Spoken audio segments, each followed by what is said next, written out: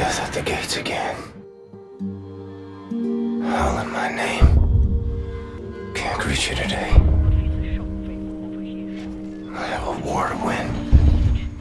Hello there, Sarah from 17 once again. This is my Wolfenstein, the New Order, Uber difficulty video walkthrough. This is chapter 6, it's entitled London Nautica, and it's a two-parter. The very beginning features us sneaking into the building, and I say sneaking, we're just kind of making our way in there, being chased by a giant robotic dog, which once again is the mechanic of play hide and seek with the dog for a bit, slide a lot because it seems to all be slide based, and watch as he tries to valiantly grasp you but fails, and then ultimately dies. This sequence here, you want to run before he recovers. If you don't, you're going to have a bad time. And then when you get through this one, he kills himself, so he achieved so much by doing so very little. But once you've done that, there's going to be a checkpoint, and then there's going to be a couple of Nazis struggling to recover after the blast. Here's the commander. There goes the commander. And then after this, there'll be a couple more dudes, and there's some stuff to pick up in this area. The things you want to pick up are grenades and an assault rifle, preferably 2 if you can, because there is a very interesting idea of a fight coming up. Whereas you have no equipment, you have not very much of anything, and they want you to fight a mech from 2 yards. So at first it seems, wow, this is bullshitty, how can this be a thing? But then you realise that the mechs themselves aren't that tough when you bombard them with dual wield and grenades, which we've displayed already on the the 3rd level when we were sneaking through the rainy night. But it's easy to spot when it's going to kick off, because you're going to come up to a piece of geometry that looks like it's about to break because it's a completely different colour to everything else.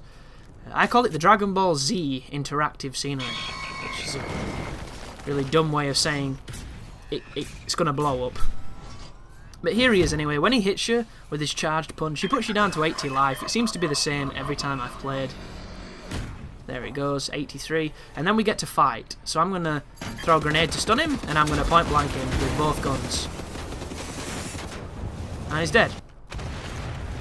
So that is best case scenario. You know, I got hit a little bit, but not enough to be worried.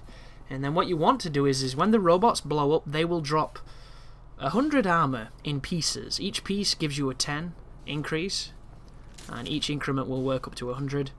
And you want to pick up as many as you can, because the next room is pretty challenging. It's a bit of a difficulty spike. There's tons of ways to do this room. My first method was the stairs I'm going to run up on this video.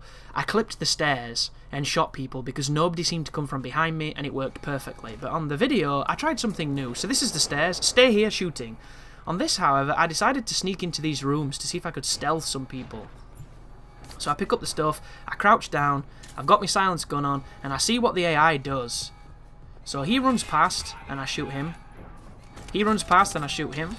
And a grenade comes in, so it's like, shit, they didn't know I was there, how did they know I'm there? And then he throws a grenade, so I run to this side, and I grenade him.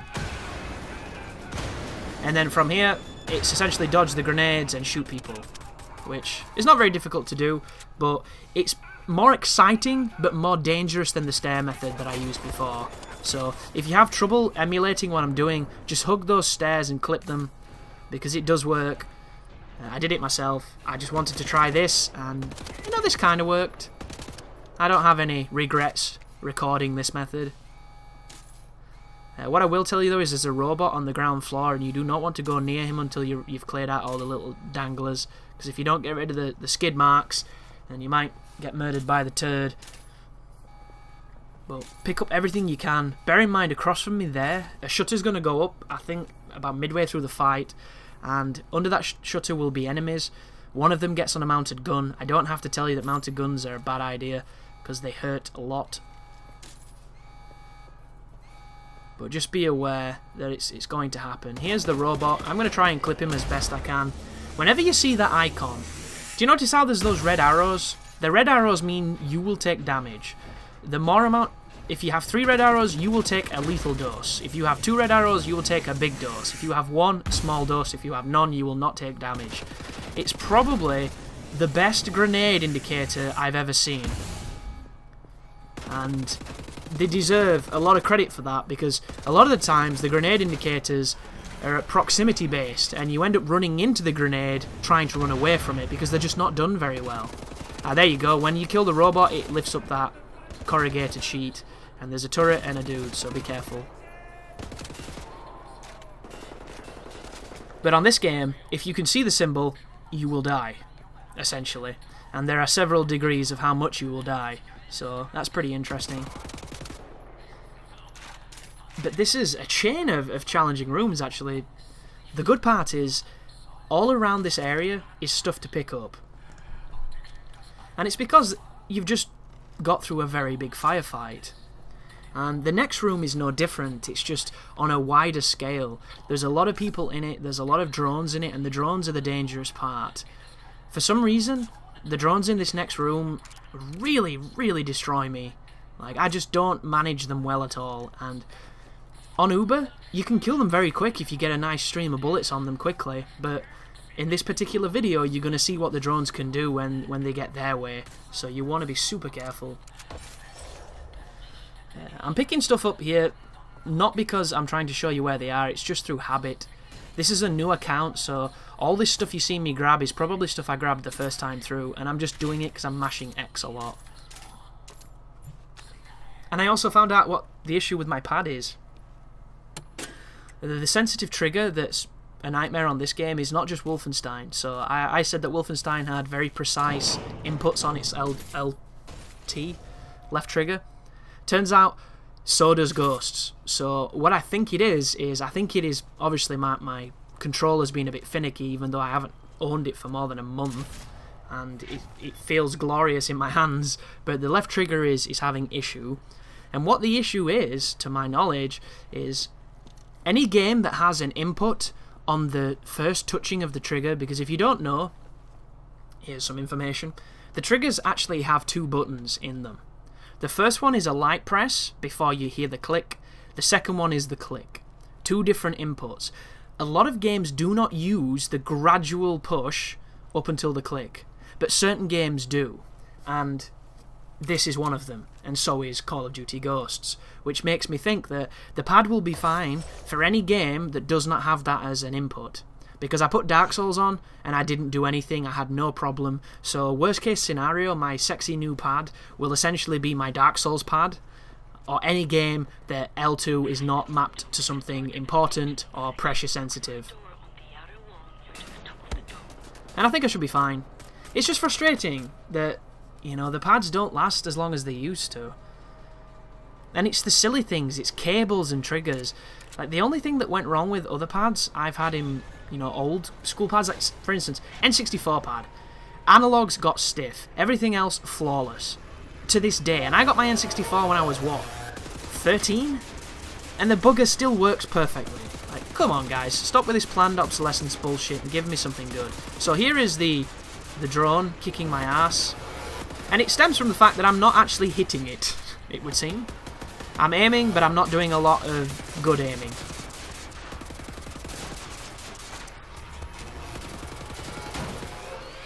Yeah, so it was bad, it was ugly, but it wasn't as bad as what transpires at the top of this room. So from this point onwards, you have a circular room with circular walkways that alternate in tiers, each one higher than the last, that lead to a central point. And there's a lot of dudes waiting to snipe you, but I've picked up a marksman, which is what I should use on this sequence, but for some reason I'm under the impression at this point that I should save it. I don't know why. My first playthrough, I used the marksman for this next section, and I did it easily. This one, I still do it quite easily, I just don't do it as successfully as I would have done if I'd have used the marksman.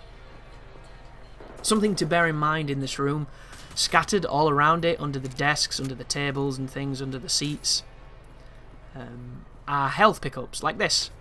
So if your health ever gets low or you're ever in need of it, feel free to grab it. Or if you're like me and you actually actively like to inflate your life above the margin, do that as well. Because I quite enjoy this. I quite enjoy, not even a word, enjoy. Jesus. I quite enjoy the buffer that life is. Because I tend to run forward recklessly when I'm recording my guides. Some games punish you more than others. but it's just because I'm trying to do things faster than I normally would.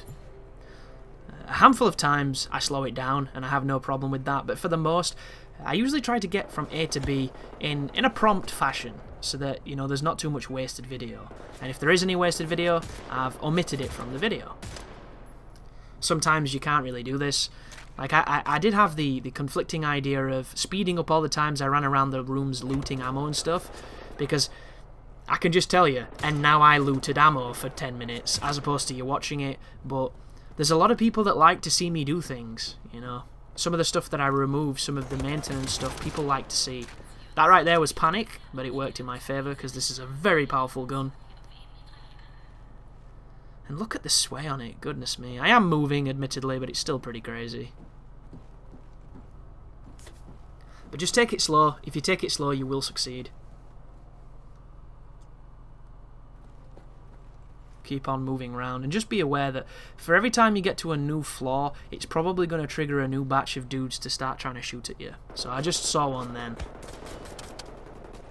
There we go. This pistol is so good, I love it. Anybody else? Nobody else, just a couple of broken panes. I do think it's an interesting firefight, and this game is filled with interesting firefights.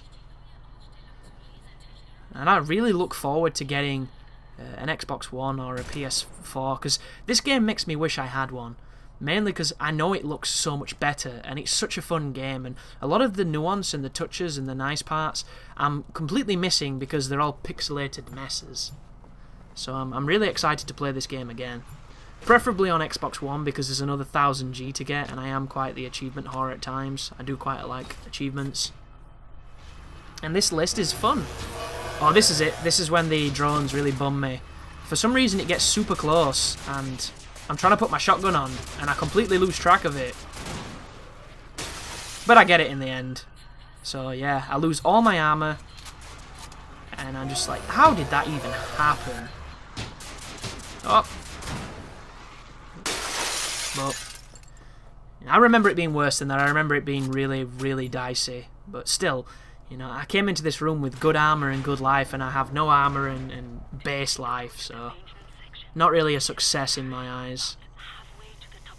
But melt the satellite's chain, and then you can progress over here.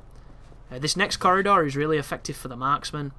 It's what I did on my first playthrough, but on this one I put the assault rifle on, and I learned the hard way that the assault rifle and the marksman are just not equal in their usefulness. Because there's times, it's at the end of this corridor, I shoot this dude 50 times, at least. It might have been 5 million. And he just doesn't die, and he drains all my life. And it's one of those moments where I was really glad I was recording, because I felt like I was being robbed. You know, I felt like I was at the checkout at McDonald's. I buy a bag of air, which I do a burp later on, and I'm still hungry, and it costs me a $5. So, is it this guy? I think it's the dude in the black armor that reminds me of the soldiers that Skeletor uses in Masters of the Universe. I think this is it. It is. Like, you could say you might have been hitting the fence, but the recoil on this gun is such that not every bullet is placed perfectly. How the hell could I have hit the fence that many times? It's literally an inch apart. Like, that dude just took it and took it and took it and took it and took it and took it and took it and took it and took it. It's like, Jesus. And then we have the hilarious elevator section. So, on this sequence here, I did this first time on my first playthrough without batting an eyelid. On this section, I died about 5 times because these enemies here that I'm about to shoot fell on me and killed me. And for some reason, even though I was moving my analog to move on the pulley, it just didn't help. And watch this, this guy's going to do the same, I think. Yeah, look at that! Like, Jesus Christ. So an alternative strategy to this is to just kill the dude and climb up here, and then finish off the turrets or run away from them. Because they don't seem to do that much damage at a distance, but it just seems really strange that they would put you in a frivolous shooty section where you just have to kill 3 things and then continue, yet those 2 dudes can murder you when they fall. very dangerous, and you might die a few times just because you didn't realise that that was a thing. So melt the brakes, but stand on the counterweight, and it's going to take you all the way up to the top and somehow not spray you into the ceiling, which is alright. But this is the end of the video, guys, so thank you for watching, and I will see you in part 2. As always, you take care now.